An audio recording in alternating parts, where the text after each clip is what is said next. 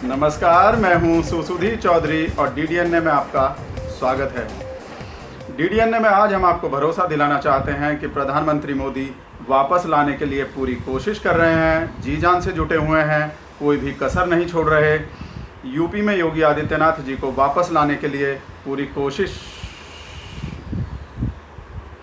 शायद माफ़ कीजिएगा, शायद टेलीप्रॉम्प्टर में कुछ गड़बड़ हो गई है जी। तो प्रधानमंत्री मोदी पूरी कोशिश कर रहे हैं कि यूक्रेन से बच्चों को कैसे वापस लाया जाए। वो इतनी मेहनत कर रहे हैं कि सुबह बस्ती में भाषण देते हैं, उसके बाद दोपहर को देवरिया में भाषण देते हैं और देवरिया के बाद महाराजगंज में भाषण देते हैं। उसके बाद जब समय बच जाता है तो प्रधानमंत्री मोदी दौड़कर दिल्ली आते हैं और दिल्ली आकर यूक्रेन में फंसे बच्चों के लिए एक उच्च स्तरीय, जी हाँ, निम्न स्तरीय नहीं, उच्च स्तरीय बैठक करते हैं कि बच्चों को वापस कैसे लाया जाए। लेकिन हमारे देश में एक वर्ग ऐसा भी है, एक टुकड़े टुकड़े वर्ग है जो अपनी ही सरकार को, जी हाँ, अपने ही देश की सरकार को कोसने में लगा हुआ है। जबकि आप जानते हैं कि कोई भी राष्ट्रभक्त, कोई भी देशभक्त पत्रकार या कोई भी देशभक्त चैनल या कोई भी देशभक्त इंसान अपने देश की सरकार को नहीं कोसता। वो पाकिस्तान की सरकार को कोसता है, वो चीन की सरकार को कोसता है या वो अमेरिका की सरकार को कोसता है। ये वर्ग नहीं चाहता कि प्रधानमंत्री मोदी पूरी कंसंट्रेशन से काम करें, वो अपने भाषण पर पूरा ध्यान दें, वो अपने टेलीप्रॉम्प्टर पर पूरा ध्यान दे सकें।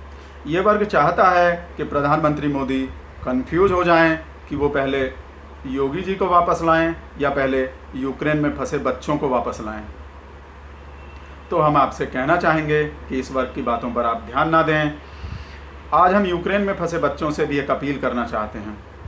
हम यूक्रेन में फंसे बच्चों से कहना चाहेंगे कि वो जहाँ पर हैं वहीं पर रहें, मिसाइलों का, टैंकों का और गोला बारूद का डटकर सामना करें।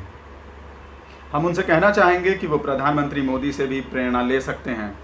जी हाँ, वो उनके जीवन से प्रेरणा ले सकते हैं। वो प्रेरणा ले सकते हैं कि प्रधानमंत्री मोदी कैसे 1 किलोमीटर दूर काला झंडा दिखा रहे किसानों का कैसे मोदी जी ने कैसे डटकर सामना किया और कैसे बहादुरी से वापस जिंदा बचकर एयरपोर्ट लौट आए थे। तो आप भी उनके जीवन से प्रेरणा लेकर वहाँ पर डटे रहिए, बाहर मत निकलिए। अब हम आपको आपकी सुरक्षा और सेफ्टी के लिए कुछ सुझाव देना चाहेंगे। सबसे पहले तो आप ये करें कि थैंक यू मोदी जी, ऐसा बोल दें, क्योंकि आप जानते हैं कि यूक्रेन में हालात बहुत ख़राब हैं। वहाँ कभी भी कुछ भी हो सकता है, कोई भी अनहोनी हो सकती है। तो अगर कोई अनहोनी हो गई तो आप बाद में ऐसा नहीं कर पाएंगे, आप बाद में मोदी जी को थैंक यू नहीं बोल पाएंगे। तो आप अभी बोल दें थैंक यू मोदी जी। दूसरा काम आप ये करें कि जहाँ पर हैं वहीं रहें।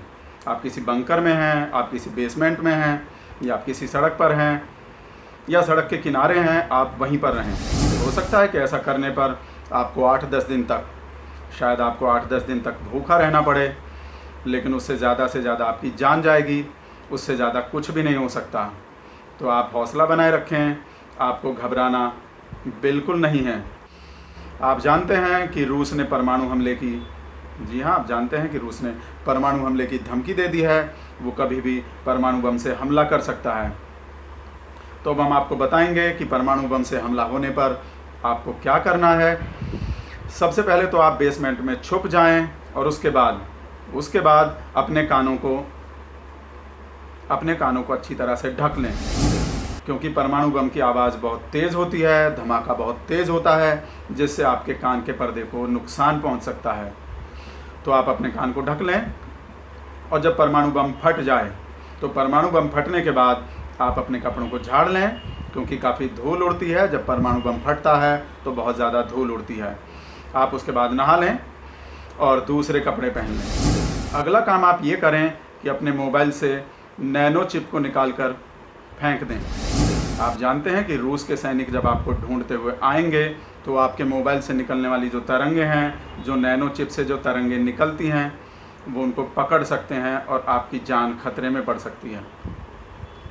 अगला काम आप ये करें कि अपने मोबाइल से कोई वीडियो ना बनाएं और कोई वीडियो ना भेजें, क्योंकि उससे मोदी जी की इमेज को बहुत क्योंकि उससे आपके मोबाइल की बैटरी बहुत जल्दी ख़त्म हो सकती है और ऐसे में यूक्रेन में बिजली का संकट चल रहा है, आप अपने फ़ोन को चार्ज नहीं कर पाएंगे और आपके मोबाइल का डाटा भी जल्दी ख़त्म हो सकता है।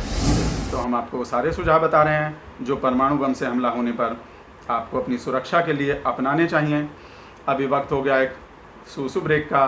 ब्रेक के बाद आपको बताएंगे इस मामले में दोनों संपादक कितनी मेहनत कर रहे हैं, यूक्रेन से कैसी बढ़िया रिपोर्टिंग कर रहे हैं, आपको बताएंगे। आप देखते रहिए DDN में।